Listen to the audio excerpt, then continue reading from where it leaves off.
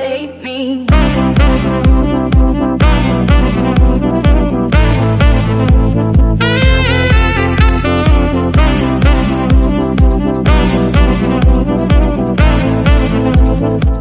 Una cosa che ci tengo tantissimo a dirvi è questa, perché da chitto l'essere umano di fronte a una cosa nuova cosa fa?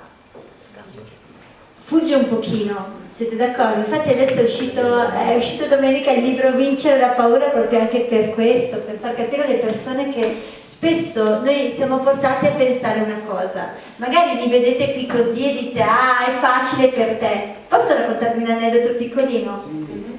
21 anni fa l'unica persona che su 38 al suo corso non ha avuto il coraggio di dire una parola, chi è stata secondo voi a fine corso? La sottoscritta. Adesso mi diverto ad aprire in corsi di TV, di public speaking, insegnando che cosa? A parlare in pubblico quando io ero negatissima. Perché? La prima cosa è, di fronte a una cosa nuova che ci fa paura, chiuderci un pochino. Perché secondo voi abbiamo paura di parlare in pubblico?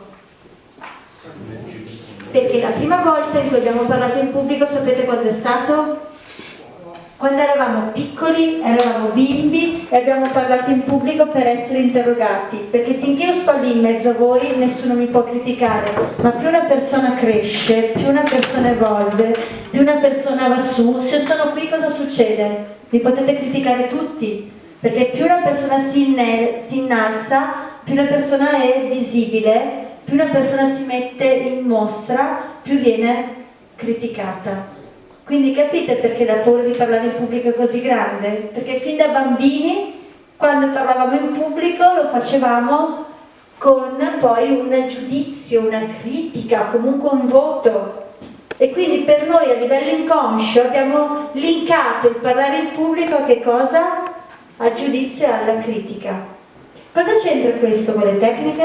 C'entra perché quello che io vi chiederò davvero è: chi crede che se ci metto tutto me stesso nel fare una cosa ottengo risultati maggiori?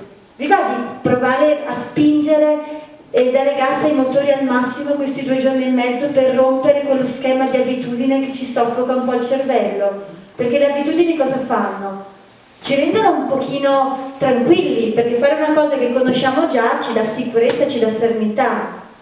Però ci dà quella serenità che non ci porta a sviluppare al meglio magari il potenziale che abbiamo.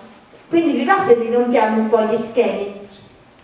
E la prima cosa, il primo consiglio è: quante volte ci viene distinto di dire è difficile, non ce la faccio.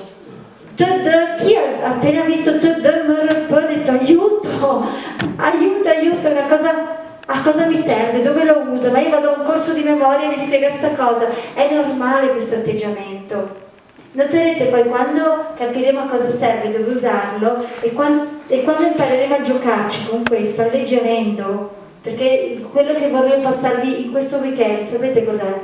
Posso fare cose importanti, toste, con leggerezza? Secondo voi è meno serioso? O devo violentarmi psicologicamente per ottenere un risultato grande? Perché siamo nati nella cultura tale per cui mia mamma mi diceva prima il dovere, poi il piacere. Quindi inconsciamente a cosa ho linkato lo studio e l'apprendimento? Al dovere. E quindi prima il dovere, poi lo studio diventare piacevole, con la strategia giusta. Quindi vi va se alleggeriamo.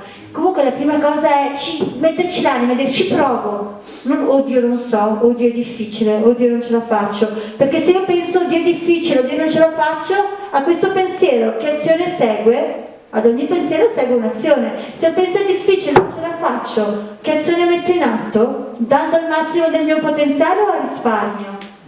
A risparmio. E se penso Dio è difficile non ce la faccio, agisco a risparmio, avrò un risultato alto, avrò un risultato anche quello a risparmio. E poi dirò, vedi, lo sapevo io che non ero bravo, certo. In quello che si va a creare come profezia che si autoadempie. Cioè faccio quello che credo e ottengo ciò che credo. Sapete perché amo questo corso? Quando domani riuscirete a memorizzare così le parole, secondo voi dentro di voi cambierà una credenza su di voi? Cioè, quando avete visto questo esercizio, a cosa avete pensato? Alla banda di mano. una banda di matti o di mentalisti o di, che ne so, di persone pazzerelle che avevano da dietro le quinte qualcuno che suggeriva con i microchip. Quando domani riuscirete tutti a fare questo, cambierà in voi una prospettiva? Capite perché è importante? Perché se nel mio cervello cambia una prospettiva, a matriosca tante altre convinzioni limitanti cosa fanno? Cadono. Vi sembra poco? Questo è il mio obiettivo di questo weekend, vi va?